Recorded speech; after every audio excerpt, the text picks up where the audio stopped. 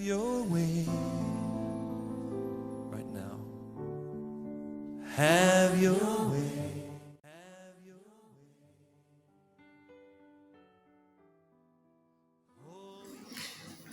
Bien-aimés dans le Seigneur, je vous souhaite la bienvenue à ce moment précieux de l'innovation clé du développement. Que le Seigneur vous bénisse richement d'avoir donné votre temps pour écouter cet enseignement. Nous allons prier. Seigneur, nous voulons te dire merci pour la grâce que tu nous accordes en ce moment. Merci pour ta miséricorde. Merci pour ta bonté. Je prie tout simplement que tu me remplisses et que l'onction puisse encore briser les jougs dans le nom puissant de Jésus. Que l'onction brise les jougs de l'ennemi dans la vie de quelqu'un en entendant cette parole dans le nom puissant de Jésus. Merci Seigneur. Au nom de Jésus. Amen. Bien-aimés, nous avons commencé un enseignement sur le royaume de Dieu 2 semaines passées. Et le thème central, c'est le royaume de Dieu, Missio Dei. Et cette semaine, nous abordons la 3e partie, le royaume de Dieu, 3e partie. Alléluia. L'enseignement est tiré du livre de Genèse, le chapitre 3, jusqu'à Apocalypse, chapitre 20. Nous avions dit que dans l'intervalle de ces 2 passages bibliques se trouve la mission de Dieu. Dieu a révélé ce qu'il a fait pour nous sauver. Dieu a révélé ce qu'il a fait pour nous faire échapper du danger qui nous guette tous les jours. Alléluia. Nous avions déjà parlé de comment cette mission doit se refléter dans notre profession.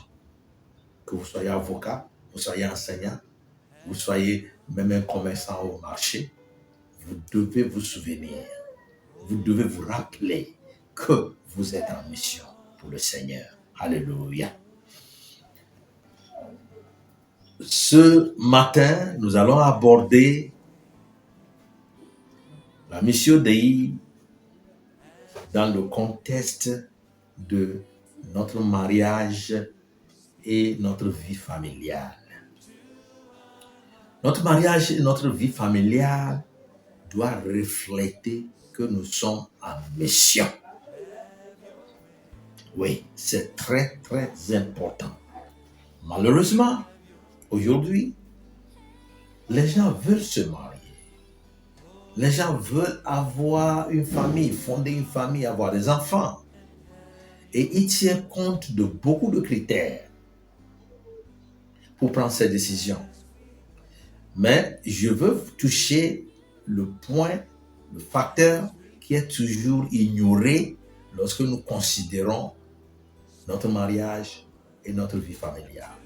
Ce facteur est comment est-ce que justement notre famille, comment est-ce que notre mariage peut refléter la mission de Dieu dans notre vie. Voilà le facteur que nous ignorons. Et je vous assure tout que lorsque nous ignorons cela, ce qui se passe est que nous allons porter la douleur et des frustrations. Que le Seigneur nous épargne de tout ça après cet enseignement dans le nom puissant de Jésus. Alléluia.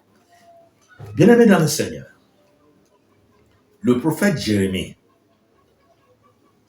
n'a pas pu se marier parce que Dieu l'a défendu. Dieu a dit, tu ne te maries pas à cause de l'énormité de ton travail, de ton ministère. Tu n'as pas besoin d'une femme. Saint Paul a subi le même sort. Il n'a même pas pensé à se marier. Notre Seigneur Jésus a passé quelques 33 ans sur cette terre. Comme un humain, il n'a pas songé au mariage. Il a achevé sa course. Alléluia. Si nous considérons ces faits, est-ce que cela veut dire que le mariage et avoir une vie familiale est-il interdit? Non, pas du tout. Loin de là. Non, ce n'est pas interdit. Mais le problème qui se pose est que c'est la vérité irrévocable que nous devons avoir dans notre tête. Et que nous devons comprendre que dans tout ce que nous voulons faire, notre vie maritale, notre vie familiale doit avoir comme point central la mission de Dieu. La mission de Dieu doit avoir une influence sur notre vie familiale, sur notre vie maritale. Alors, si ces facteurs ne sont pas considérés, je vous dis, vous allez traîner la douleur, la confusion, les frustrations. Ça se passe, ça continue à se passer. Nous sommes tous passés par là. Que Dieu nous épargne. Au nom de Jésus. Alléluia. Amen. Bien-aimés dans le Seigneur.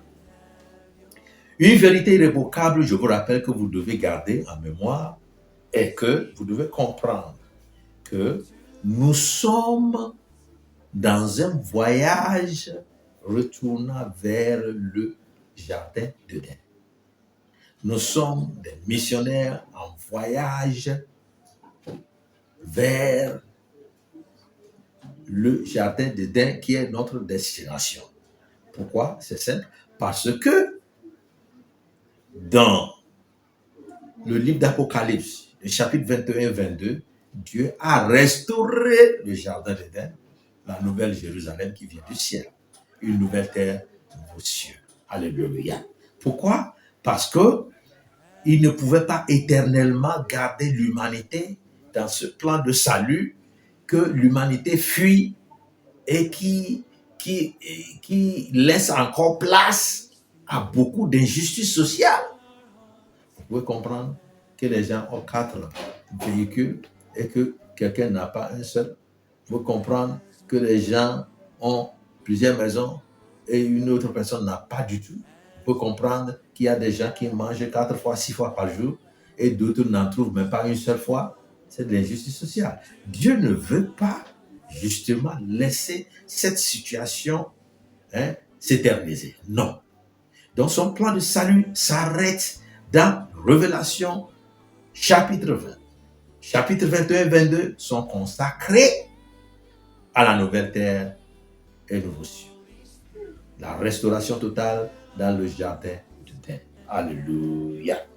Bon, alors, si nous comprenons donc que tel est le cas, justement, que nous sommes en voyage de retour vers le jardin d'Éden, nous devons comprendre ces 3 choses qui sont impliquées là-dedans. Dieu a déjà fait ce plan de voyage. Il a déjà établi clairement, parfaitement. Jésus est venu révéler ce plan de voyage vers le retour dans le jardin d'Éden. Il est venu révéler cela et il a accompli. Il a accompli. Il est passé par là. Il est accompli. Il est actuellement avec Dieu assis sur son droit dans les cieux, dans les lieux célestes. Alléluia. Parce que il a accompli. Il a fini sa course. Alléluia. La 3e chose, c'est que en partant, il nous a dotés du Saint-Esprit. Il s'est fait remplacer par le Saint-Esprit afin que cet esprit-là soit notre force, soit notre réconfort pour pouvoir faire ce voyage pour le retour dans le jardin d'Éden qui nous attend.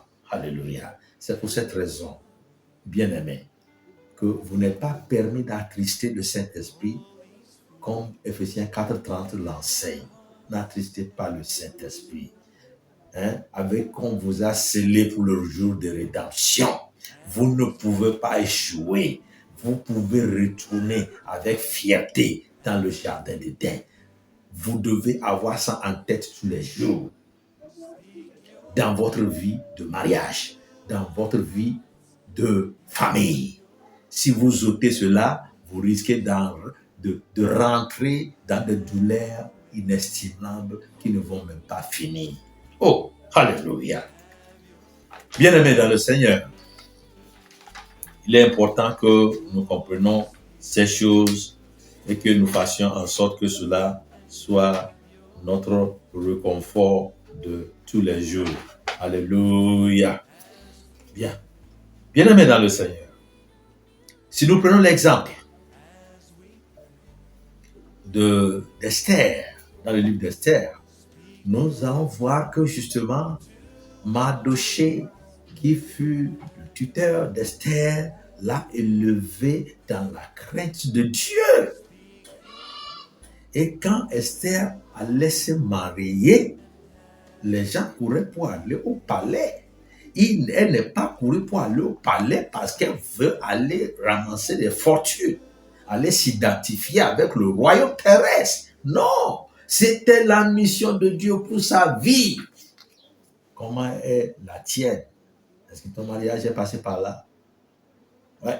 Si ce n'est pas passé par là, c'est normal que ça rate. C'est normal que ça soit plein de douleur. C'est normal que ça soit plein de frustration. Esther est rentrée au palais. Et au jour opportun, lorsque le problème des persécutions contre les Juifs est arrivé, Mardochée a rappelé Esther pour dire, va voir le roi et plaider notre cause. Si tu refuses de le faire, le secours viendra de quelque part d'autre. Mais sache que toi, tu périras. Ouais, sache que toi, tu périras. Et Esther dira, comment puis-je le faire? Je n'ai même pas le droit d'aller vers le droit. Comment puis-je faire ce genre de choses? Alors, c'était une confusion totale. Mais Esther se rappela qu'elle est là pour un but, elle est là pour la gloire de Dieu. Donc, a décidé de le faire et a demandé qu'on jeûne pendant 3 jours et que le 3e jour, elle ira voir le roi. Si on la tue, c'est bien. Si on l'écoute, c'est bien. Alléluia. Comment réagis-tu dans ta mission pour Dieu? Est-ce que tu ressens ces choses-là dans ton foyer, qu'en réalité, tu as le fardeau du Seigneur au dos et que tu veux faire aboutir la volonté du Seigneur dans ta vie? C'est ce qui est important. Esther est partie, elle a réussi. Les Israélites ne sont pas tués. Haman, plutôt, a été pendu.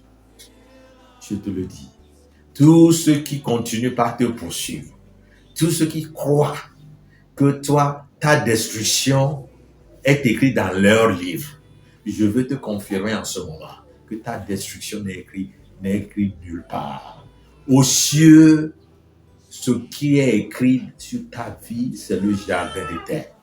Donc, sois fort, sois brave. Le Saint-Esprit est avec toi. Ne sois pas découragé. Dieu ne somnole pas et ne dort pas. Il t'emmènera dans le jardin d'Éden.